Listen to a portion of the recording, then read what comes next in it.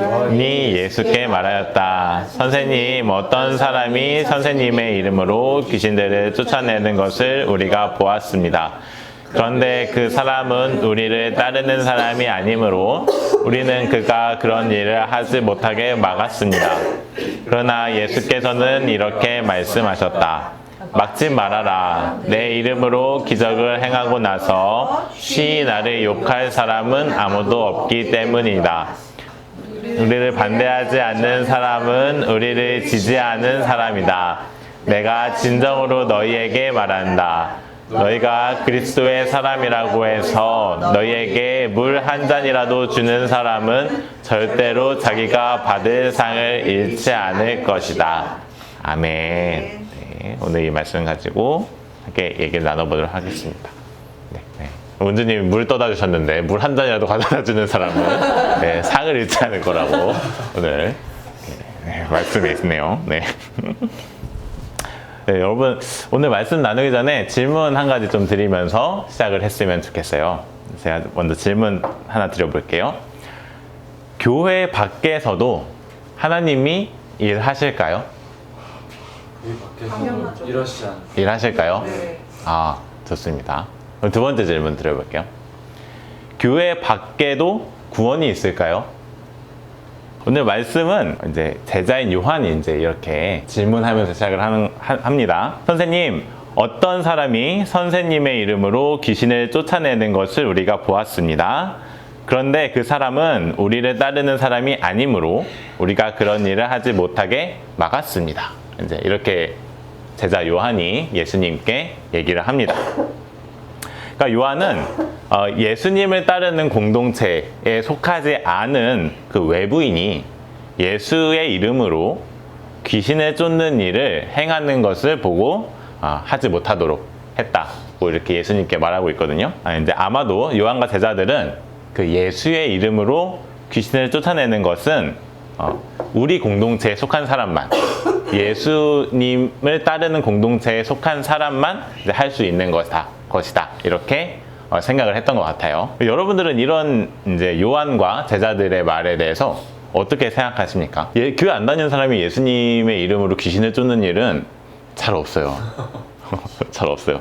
그렇다면 우리한테 이 본문이 대체 어떤 의미일까? 그걸 이제 고민을 이제 하게 됐습니다. 그래서 이게 현실에서는 적용될 일이 없는 본문이라면 우리한테 의미 없는 말씀이지 않을까 이게?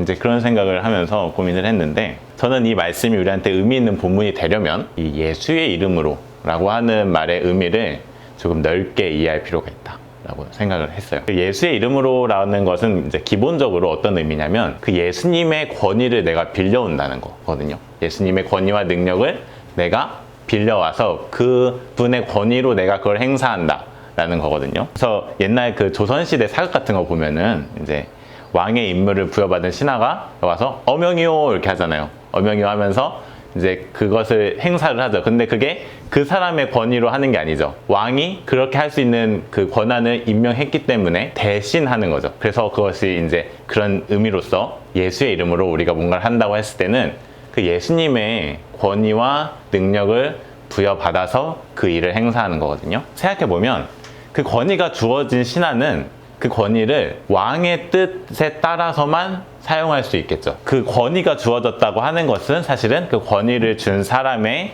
뜻과 정신이 같이 포함되어 있는 것이다.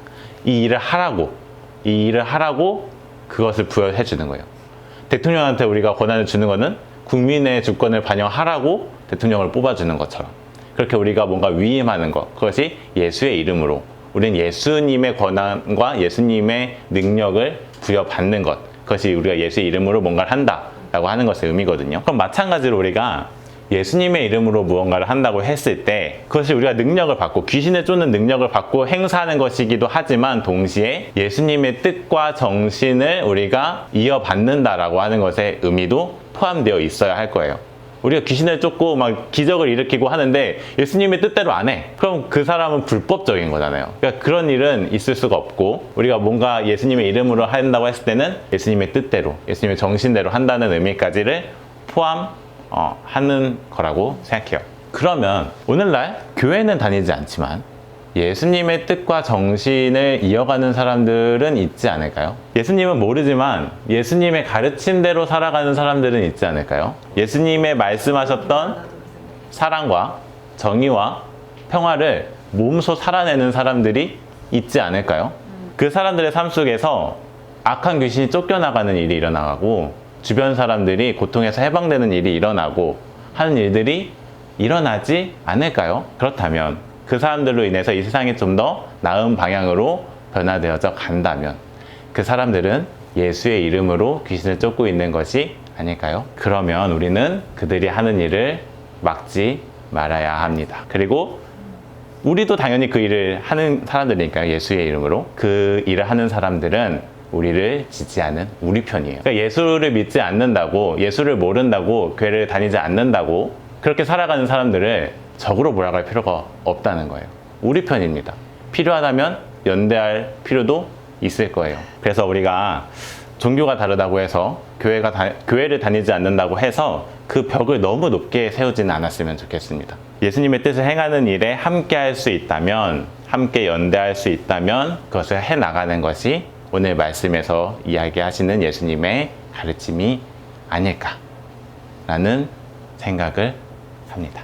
제 설교는 여기까지인데요. 그러면 한번 여러분들한테 마지막 질문입니다. 우리 교회가 그러고 있나요? 그리고 그것이 우리 교회 예배 속에서, 우리 모임 속에서 드러나고 있나요? 그걸 한번 좀 생각해 봤으면 좋겠어요.